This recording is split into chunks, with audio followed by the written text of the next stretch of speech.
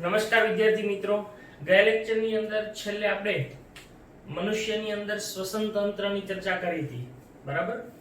આજે આપણે નવો ટોપિક, એક નવી જૈવિક ક્રિયા મનુષ્યમાં વહન, એની ચર્ચા કરવાની છે. વહન વહન એટલે શું? તો કે શરીરની અંદર જે આવશ્યક દ્રવ્યો છે, ઘટકો છે, એને એક સ્થાનેથી બીજા સ્થાને પહોંચાડવાની ક્રિયા એને વહન તરીકે ઓળખવામાં આવે છે. મનુષ્યની અંદર આવા વિવિધ દ્રવ્યો, ખાસ કરીને પોષક દ્રવ્યો, ઓક્સિજન, કાર્બન ડાયોક્સાઇડ અને નકામા દ્રવ્યો, આ જે ચાર ઘટકો છે એનું વહન એ મુખ્યત્વે રુધિર દ્વારા થાય છે, જે આપણે ઓલરેડી સમજી ગયા છીએ. આ રુધિર શું છે એની વિશે તમે 9મા ધોરણની અંદર ભણીને આવ્યા છો કે રુધિર એ એક પ્રવાહી સંયોજક પેશી છે. આ રુધિરનું બંધારણ કેવું છે તો એ પણ તમે ભણીને આવ્યા છો કે રુધિરના બંધારણમાં મુખ્યત્વે એક પ્રવાહી માધ્યમ હોય છે જેને રુધિર રસ કહેવાય, અને બીજા રુધિર કોષો હોય કે જે તેની અંદર નિલંબિત સ્વરૂપે રહેતા હોય છે. એટલે આમ રુધિરના બંધારણની અંદર આપણે આવા મુખ્યત્વે બે ભાગોને જોઈ શકીએ છીએ. એક પ્રવાહી માધ્યમ જેને રુધિર રસ કહેવાય અને બીજા એ રુધિર કોષો. તો એ કઈ રીતની ક્રિયા છે એને આપણે સમજીએ. સૌપ્રથમ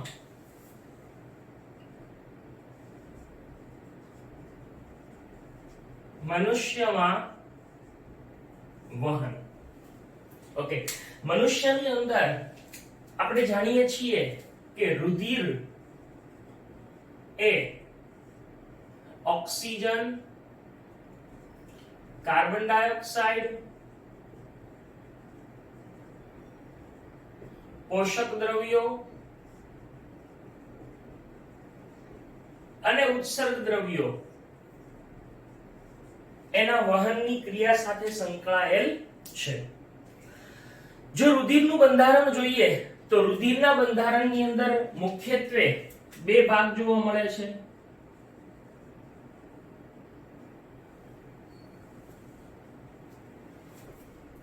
એક રુધિર રસ અને બીજા રુધિર કોષો. હવે આ જે રુધિર કોષો છે એ મુખ્યત્વે ત્રણ પ્રકારના છે.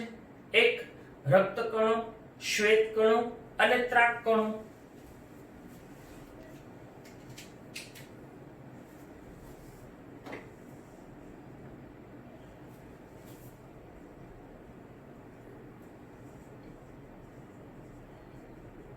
રક્તકણો, શ્વેત કણો અને ત્રાક કણો અથવા તો રુધિર કણિકાઓ.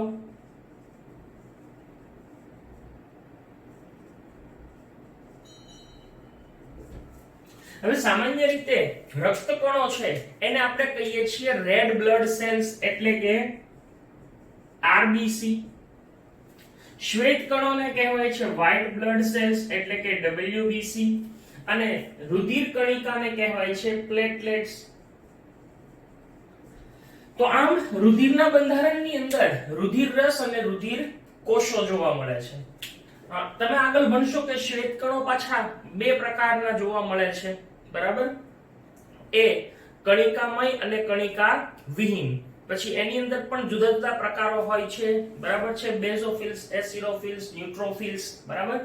એક કેન્દ્રી કણો એટલે કે મોનોસાઇટ્સ અને લિમ્ફોસાઇટ્સ. પણ એ તમે આગળના ધોરણની અંદર અભ્યાસ કરશો. હવે અહીંયા આગળ જે રુધિરનું બંધારણ છે એમાં આ જે રુધિર રસ છે ઈ શું છે તો કે રુધિર રસ એ એનું પ્રવાહી માધ્યમ છે.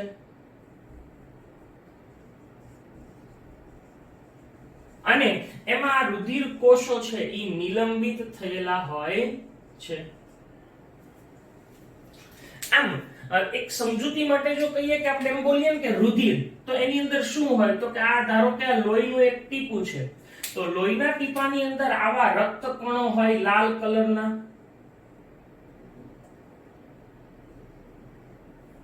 બરાબર? પછી શ્વેત કણો આપણને જોવા મળશે. આ બધા શ્વેત કણો છે.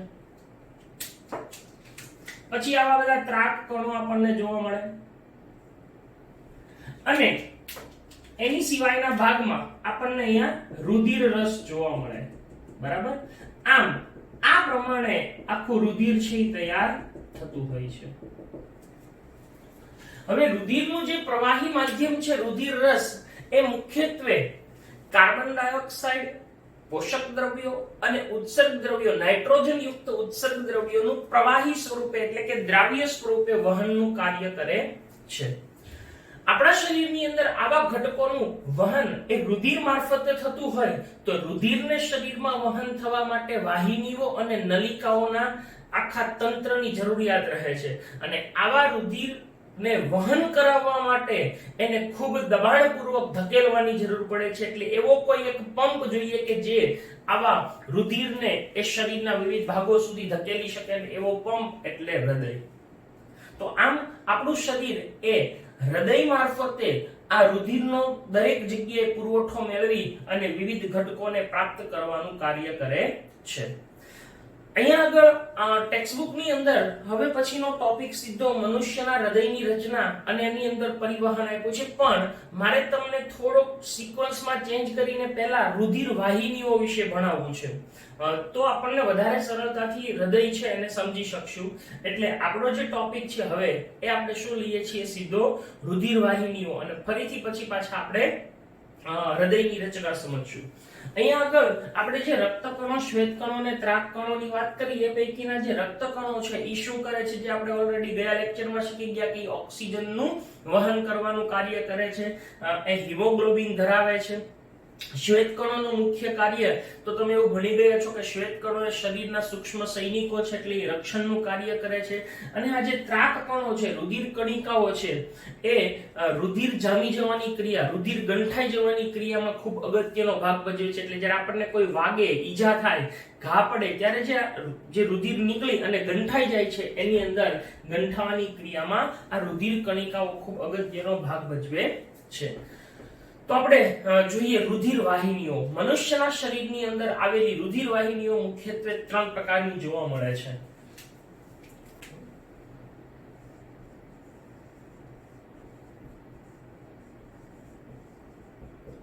રુધિર વાહિનીઓ એ મુખ્યત્વે 3 પ્રકારની જોવા મળે છે. એક ધમની,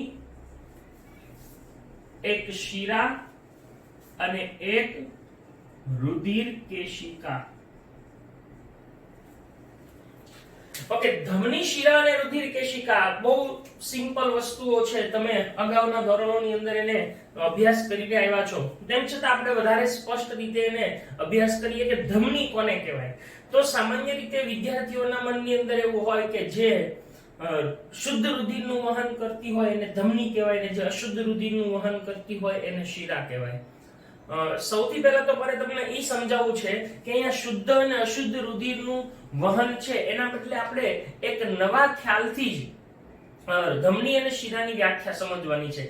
કારણ કે ઘણીવાર એવું બને છે કે અમુક જગ્યાએ શરીરની અંદર એક ધમની એવી છે કે જ્યાં આગળ અશુદ્ધ એટલે કે ઓક્સિજન વિહીન રુધિર વહન પામે છે, અને શિરા એવી છે કે જ્યાં આગળ શુદ્ધ એટલે કે ઓક્સિજન યુક્ત રુધિર વહન પામે છે. એટલે આપણે જ્યારે આ વ્યાખ્યા આપીએ કે ધમનીમાં શુદ્ધ રુધિર ને શિરામાં અશુદ્ધ રુધિર, તો એમાં અપવાદ આવે. પણ આપણે જો અપવાદ રહિત વ્યાખ્યા આપવી હોય તો ધમની અને શિરાની શું વ્યાખ્યા થાય તો સમજીએ.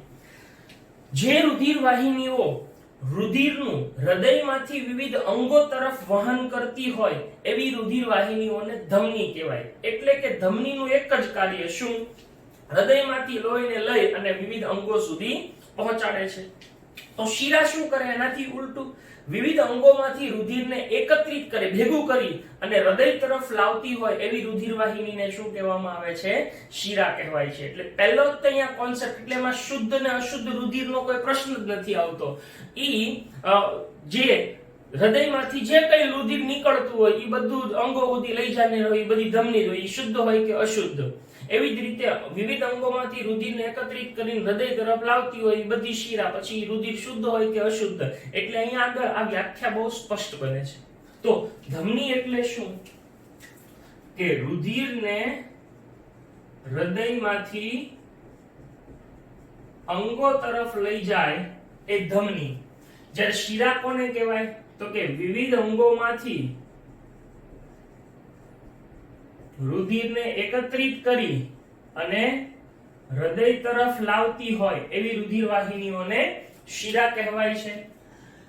ધમનીની બીજી વાત, ધમનીઓ છે ને એ એની દિવાલ એકદમ જાડી અને સ્થિતિસ્થાપક હોય છે. સ્વાભાવિક છે કે ધમનીઓ એ હૃદયમાંથી લોહી નીકળે અને લઈ જાય છે, એટલે હૃદયમાંથી નીકળતું રુધિર એ ખૂબ દબાણપૂર્વક હોય. આ દબાણનો સામનો કરી શકે એટલા માટે આ ધમનીની દિવાલ એકદમ જાડી અને સ્થિતિસ્થાપક હોય છે. આપણે આકૃતિ દ્વારા સમજૂતી મેળવીએ કે ભાઈ આ ધમની હોય, ધારો કે આમાં વચ્ચેથી રુધિર વહેતું હોય તો જ્યારે આપણે છેદ લઈએ અને એને સામે જોઈએ તો આપણને ધમની આવી દેખાય.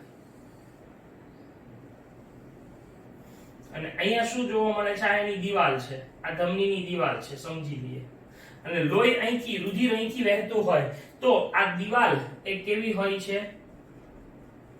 જાડી અને સ્થિતિસ્થાપક.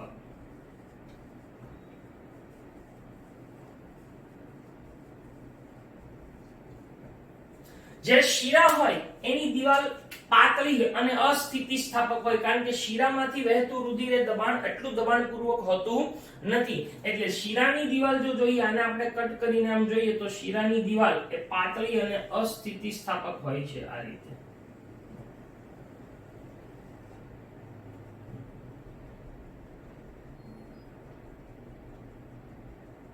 બરાબર?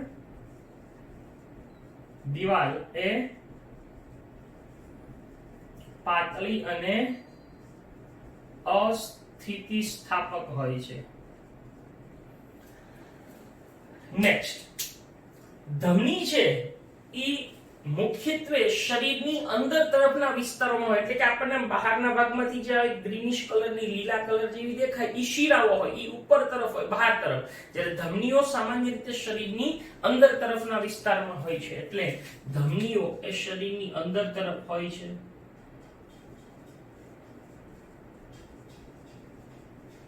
અંદર તરફના ભાગોમાં હોય. જ્યારે આ છે ઈ બહાર તરફના ભાગોમાં હોય છે. નેક્સ્ટ, ધમનીઓ હોય એ સામાન્ય રીતે આગળ જઈ અને શાખામાં વિભાજિત થઈ અને ધમનિકા બનાવે, એટલે કે ધમનીની શાખા એ ધમનિકા બનાવે છે. જ્યારે શિરાઓમાં ઊંધું હોય, શિરાઓ એકત્રિત થઈ અને મહાશિરા બનાવે, એટલે આ નાની નાની ભેગી થઈ મોટી બનાવે. આ મોટી હોય વિભાજિત થઈને નાનામાં રૂપાંતરિત થતી હોય છે. તો નેક્સ્ટ પોઈન્ટ છે કે ધમનીઓ હોય એની શાખાને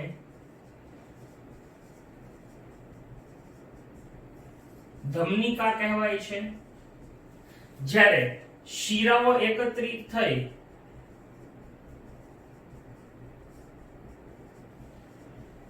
અને શું બનાવે છે? મહાશિરા બનાવે છે. ત્યાર પછીનો એક મુદ્દો કે શિરા હોય એની અંદર એક ચોક્કસ પ્રકારના વાલ્વ હોય છે જેને હૃદયગામી વાલ્વ કહેવાય. હૃદયગામી એટલે હૃદય તરફ, કારણ કે શિરાનું મુખ્ય કામ શું છે? અંગોમાંથી રુધિરને હૃદય તરફ લઈ જાય છે. એટલે આમ શિરાની અંદર હૃદયગામી વાલ્વ આવેલા હોય છે, જ્યારે ધમનીમાં એવા કોઈ વાલ્વ હોતા નથી. એટલે આની અંદર એક હૃદયગામી વાલ્વ હોય છે, જ્યારે આમાં કોઈ વાલ્વ હોતા નથી. હવે રુધિર કેશિકાને જો સમજવી હોય તો આ બંનેનું આપણે આખું બંધારણને આકૃતિ દોરીને સમજીએ તો આપણને વધારે સ્પષ્ટ થાય. હવે સમજો, ધમની છે મુખ્યત્વે એ સૌથી મોટી ધમનીને મહાધમની કહેવાય છે. એટલે અહીંયા આગળ આપણે જોઈએ તો આ એક મહાધમની છે. અચ્છા, મહાધમનીની શાખા પડે, મહાધમની એ શાખાઓમાં વિભાજિત થાય એને ધમની કહેવાય છે. તો આ ધમની છે. અચ્છા, ધમનીની શાખા ફરી વખત ધમની શાખાઓમાં વિભાજિત થાય તો આપણે સામે લખેલું છે એ પ્રમાણે કે ધમનીની શાખાઓને શું કહેવામાં આવે છે? ધમનિકા કહેવાય છે.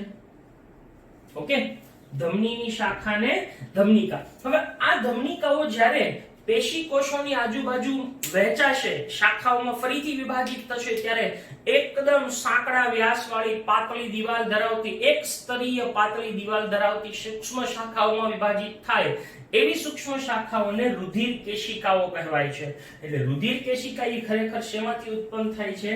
ધમનિકામાંથી જ બને છે. જો ધમનિકાની સૂક્ષ્મ શાખાઓ, આપણે કોઈ એક જ ભાગ લઈએ છીએ સમજવા માટે, આ રીતે પેશી કોષોની આજુબાજુ એ સાંકડા વ્યાસવાળી પાતળી દિવાલ ધરાવતી એક સ્તરીય શાખાઓમાં વિભાજિત થાય તો એને શું કહેવામાં આવે છે? રુધિર કેશિકા. આ રુધિર કેશિકાઓ એ સૌથી અગત્યનું કાર્ય કરે છે કે જે દ્રવ્યોની આપલે થવાની હોય, ઓક્સિજન, કાર્બન ડાયોક્સાઇડ કે પોષક દ્રવ્યો કે ઉત્સર્ગ દ્રવ્યો, એ બધી જ કઈ જગ્યાએ થાય છે? આ રુધિર કેશિકા દ્વારા થાય. કારણ કે ઈ રુધિર કેશિકાની દિવાલ હોય એમાં સૂક્ષ્મ છિદ્રો હોય ને એના મારફતે આ જે આપલે થતી હોય છે. આપણે અગાઉ જોઈ ગયા લેક્ચરની અંદર શ્વસન તંત્રમાં કે ભાઈ મનુષ્યના જે ફેફસા છે એની અંદર વાયુ કોષ્ઠો હોય તો એ રુધિર કેશિકાના ઝાડા વડે ઘેરાયેલા હોય છે. તો આવી રીતે રુધિર કેશિકાના ઝાડા વડે જે ઘેરાયેલા હોય એ મુખ્યત્વે અહીંયા રુધિર કેશિકા ઈ આપલે કરવાનું કાર્ય કરતી હોય છે. હવે રુધિર કેશિકા એટલે શું? તો એની વ્યાખ્યા આવશે કે ધમનિકા એ પેશી કોષોની આજુબાજુ શું કહેવાય છે? સાંકડા વ્યાસવાળી એક સ્તરીય પાતળી દિવાલ ધરાવતી સૂક્ષ્મ શાખામાં વિભાજિત થાય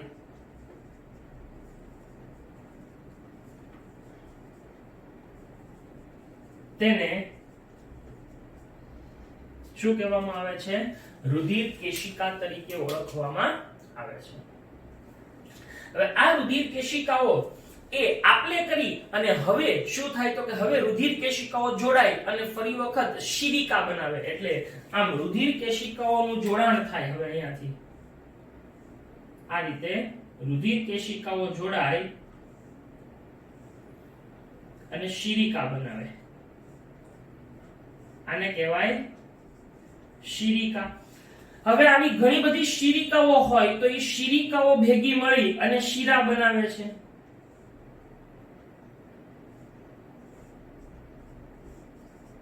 શિરિકાઓ ભેગી મળીને શિરા બનાવે અને આવી જુદી જુદી શિરાઓ જોડાય અને ઈ બનાવે છે મહાશિરા. આ મહાધમની એ હૃદયમાંથી નીકળતી હોય